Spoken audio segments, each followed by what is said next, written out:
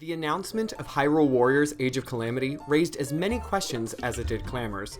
Would we be treated to an open-world experience, or sequestered to predetermined battlegrounds? Would this cast include the adolescent forms of our favorite scientists?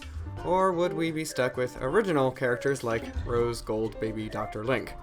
Would Mipha and Zelda catfight over their mutual love interest, or would Rivali steal Link away instead?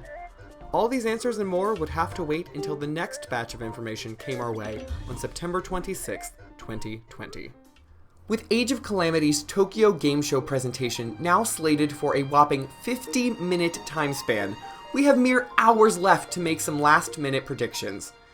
While we have already covered 5 potential newcomers from the next millennia, why don't we take a step back to uncover the mystery of an as-of-yet unidentified member of our cast, the Guardian. I don't think Nintendo was prepared for the litany of fanfare surrounding this unnamed machine on the cover of their newest box art, but far be it from gamers to forego praising adorkable companions. While I am no different from the rest of the diehard fanatics, I do wonder, who is he? For the sake of ease throughout the rest of this video, we'll be referring to this little guy as Egg, our extra globular guardian. Egg has no known millennial counterpart, like Daruk has in Yunobo or Urbosa has in Riju, nor have we heard of any named or specified guardians when speaking to scientists like Pura and Robbie. That means that our dear Egg's role is up for grabs. With all of our current information, I can think of 4 primary possibilities concerning Egg's fate. 1. He is a generic enemy unit. 2. He is a playable original character. 3. He is an assistant, or weapon, to a playable character. Or 4. He is a customizable partner to a playable character. Number 1. A generic enemy unit. Let's face it, the Warriors franchise is loaded full of baddies, big and small. In a game made to pit you against as many monsters as possible, it would come as no surprise to find that at least one of them would make you feel like the world's worst human for murdering it. Repeatedly. If Egg is reduced to nothing more than a generic enemy, there are a handful of options for how he could function as our opponent. The most boring, but likely, of which is that he would become another nameless minion. Minions are my term for the countless enemies littering the battlefield of every Warriors game, all of whom die in a whopping 1 hit. It makes you feel real powerful until you're beating up a bot that reaches up to your ankle. You monster. The other option would be for Egg to become a captain. Captains appear less frequently than minions, but demand that the player exploit their weak points in order to defeat them. These units can protect outposts, where allied or antagonistic forces respawn on the regular, or wander aimlessly about the battlefield. My gut tells me that the former has a higher chance of being true. Well, why is that?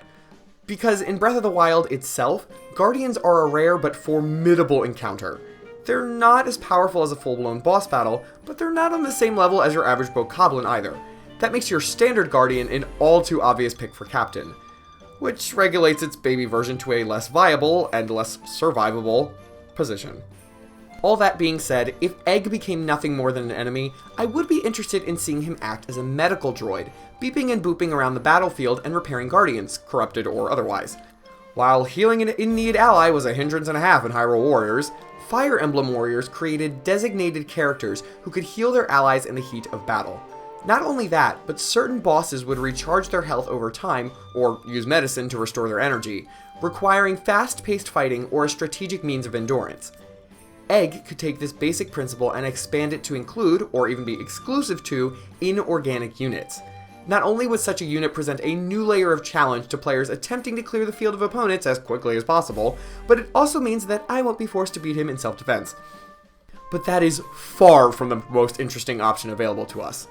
Why don't we move on to the second possibility?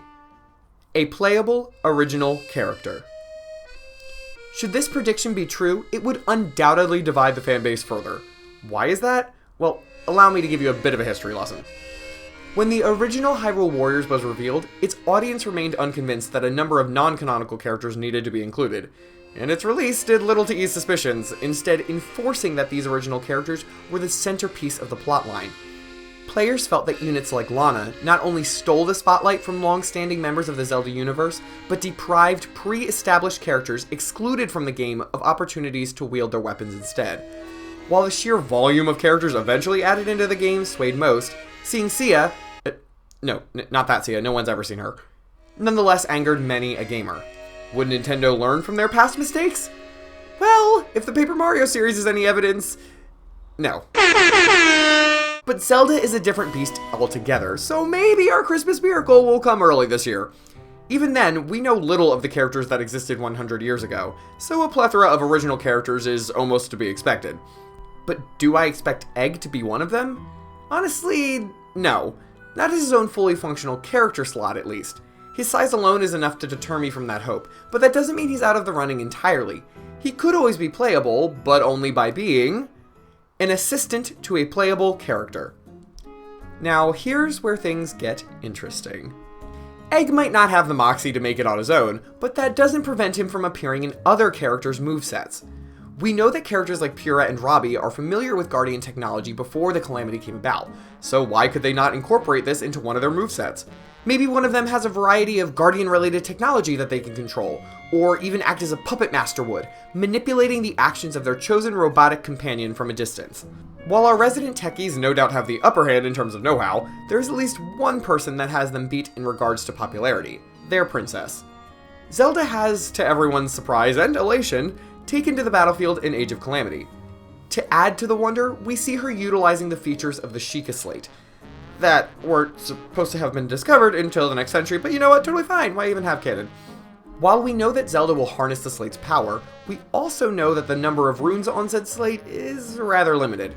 There are only so many ways I could see them incorporating cryonis or stasis into attacks without it feeling repetitive, or even worse, being completely incohesive.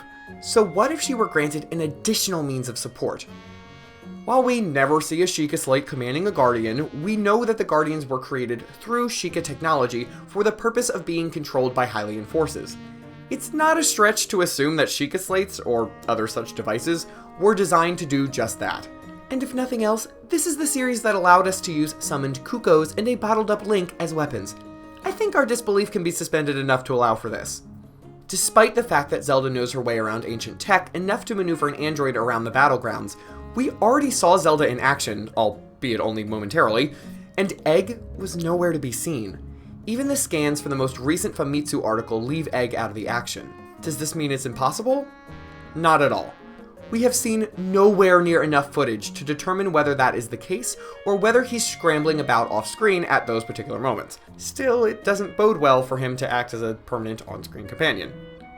Yet there is one more person he could help without counting as a part of a character's moveset, but that's only if he is Link's customizable partner.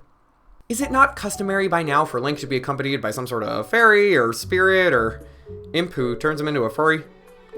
While it made sense in the confines of Breath of the Wild to leave Link flying solo, I could imagine this incarnation might have had a companion once upon a time. Say, 100 years ago? Now, you might be thinking that this isn't necessary. In fact, you might believe that granting Link a guardian when he shows no discernible understanding of technology would be a slight against all of Sheikah kind. And all of those points are valid. But you're forgetting about one little lady. In the original Hyrule Warriors, Link rescued a fairy known as Navi who... What? You're telling me that's not Navi? It looks exactly the same. It has the same sprite. They didn't even try and differentiate that. You know what? Fine. I got this. Link rescued a fairy known as Proxy, who, from there on out, spoke in his stead. You might think that this would have been an infrequent case, but oh no, Hyrule Warriors has a surprising amount of mid-battle conversations taking place. I assume all of these happen by screaming at one another across the battlefield, since the companion speaking to you will inevitably be all the way across the map. Link, a notoriously silent hero, needs someone to speak in his place. And yes, Link does respond to people's questions in Breath of the Wild, as he has done in past games, might I remind you, but even in the series' first entry to have voice acting, we never hear Link do more than grunt and giggle. I doubt that would change now. But is talking all this Egg would do? Not at all. Hyrule Warriors Legends introduced a feature known as My Fairy that allowed the player to raise and train a number of fairies that could be called into battle to bestow beneficial effects on their summoner and unleash a powerful attack. So what if Age of Calamity replaced the ability to train fairies with the ability to customize guardians? Think about it. You could handpick their paint job, install new programs to heal or defend the player, find new gear to upgrade them with, and call on them in battle.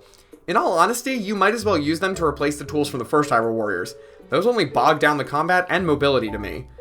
This could even explain how we see Link utilizing ancient bombs in the trailer without access to a Sheikah Slate. because one good egg brought them to him.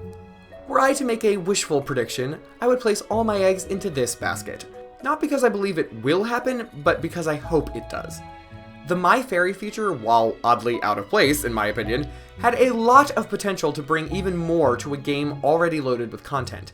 And this, in particular, could give characters like Pura and Robbie a chance to shine, even if they are not made into their own playable units. Yet I am but one voice amongst many clamoring to know what in the world this droid is doing peeping out alongside Link on the cover art. Why not let me know what role you believe our dear egg will be given in his debut game in the comments below. And of course, if you're seeing this after the Tokyo Game Show, which will inevitably prove all of my predictions wrong, well, maybe you can imagine with me what could have been instead. That about wraps it up for now. I hope this video helped you to exhale in an otherwise wild world. I know we might seem to be living in our own Age of Calamity, but in this trying time, can I offer you an egg?